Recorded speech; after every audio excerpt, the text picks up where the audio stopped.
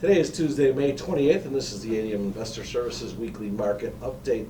Please note that the views and opinions expressed here today are solely those of our guests and should not be construed as the views or opinions of ADM Investor Services or Archer Daniels Midland Company. Today's guests are Mike Niemiec, Grain Analyst at ADM Investor Services, and Alan Bush, ADMIS Senior Financial Economist. Mike, we've had a turnaround in the grain markets of late. Please tell our viewers why and what you believe lies ahead. It was very interesting in the sense that 2 weeks ago we had, like you said, quite a turnaround. In my opinion, that 2 weeks ago we had probably the most bearish things that could hit the market in a lot of facets.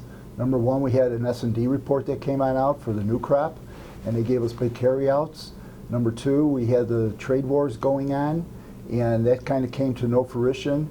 And then number three, we also had the commitment trades report that kept on piling on net short positions. The May future contracts went off the board, and I would have to think that those would be guidelines going future here for the fact that that's probably the most bearish we could have gotten. In the meantime now, what happened is that we've run into a time period where we're not getting the crop in the ground. They're probably looking at around 60% corn planted, 30% beans planted this afternoon. The trade that had that sizable net short position are now trying to come out of that position, we believe. And what's going to happen here going forward is it going to turn into a full growing season? Because on a scale of 1 to 10, I'd probably put it, we're probably at around a 3 or a 4 or 5 right now as far as having this in the marketplace. That you can also have the trade turn around. What's the rest of the summer going to be like as far as the weather? And all of a sudden go from a situation 2 weeks ago to all of something that could be something we didn't think was going to happen 2 weeks ago. So, Mike, weather, no doubt, the leading factor right now, and it has taken some of the limelight away from trade talks. What does the weather look like in the days and weeks ahead? So, a couple of things you got to be aware of, I think, that is the near-term weather forecast. So we got 3 different ones that we kind of look at. The near-term weather forecast, at least through tonight and through the end of the week, still going to have heavy rains coming on through, so the farmers aren't going to get on in. It has the trade now starting to think about what the prevent planted dates are going to be for corn. Now you still have time for the beans. So what's going to happen after that is at the 11 to 16 day, at least this morning's, and that's been kind of flipping back and forth. Do you have a little bit of time now that thing's going to change into something of a more drier pattern than what we've seen, which is the forecast right now? And if that's going to be the case, well, then the corn doesn't get planted as much as we thought, maybe more beans. So you got to kind of keep an eye on the corn bean situation in here. Then also, what happens if that pattern that is occurring out in the southeast right now entrenches the whole Midwest? So once again, 2 weeks ago, we went from demise, didn't think anything was going to go around, to flipping it, and now the funds are coming out of their positions, and how far do they want to go and run with things?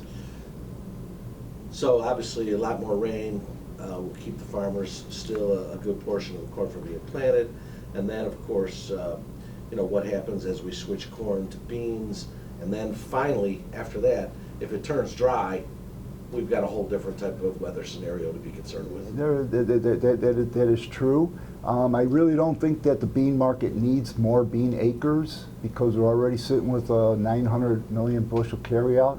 And so if we're going to get more bean acres, just got to kind of be aware of that. But like I say, it's a long growing season. Mike, you mentioned briefly the latest commitment of traders reports that there's been a little bit of liquidation in there. Where are the funds right now, and what do you see happening here in the next couple of days? So I would imagine they're still going to come on out. We're up higher here over in the overnight trade. We think that they've been lessening their position in the grains as opposed to the oil seeds, but they still have somewhat of a sizable net short position in the oil seeds. Like I say, that's going to go forward in here if we have any problems, if the weather wants to continue. But as far as the wheat and corn goes, they're pretty much coming probably near net even. And I would have to say that the other thing I would kind of correlate that into also, futures price-wise, with a 900 billion bushel carryout for beans, 875 seems a little bit pricey for me right now. So that's where I'd kind of keep an eye on. But with a carryout that's been moving from this 2.4 that we had back in May and report down to 2 billion, is 425 enough or is 450? Because that's the moving target right now. So you have a lot more room on the upside for the corn than for the beans, but once again, that can change over the next 2 weeks as well. Now let's talk a little bit about the U.S. economy. What's your outlook there?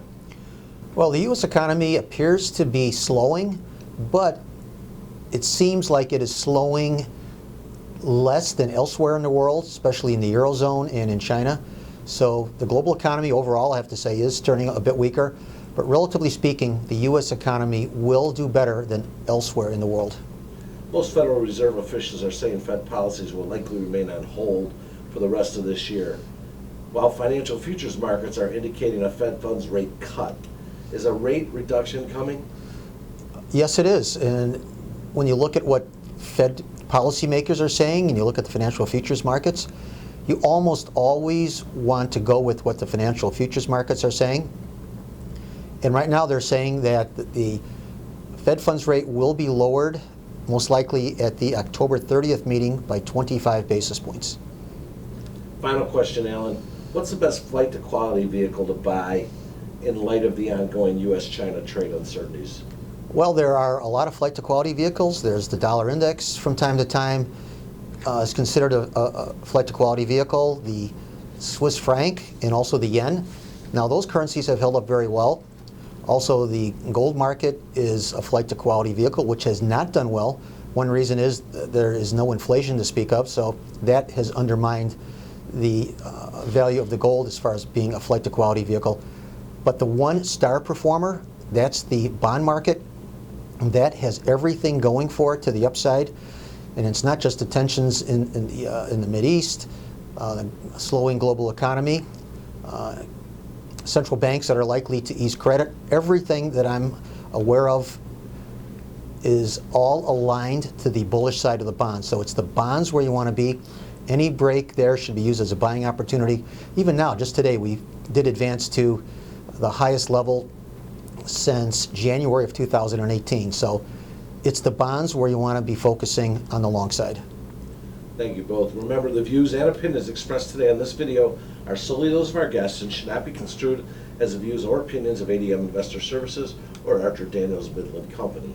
If you'd like more information about our brokerage services, would like to speak to one of our experts about managing your risks, would like to open a trading account, please visit www.admis.com.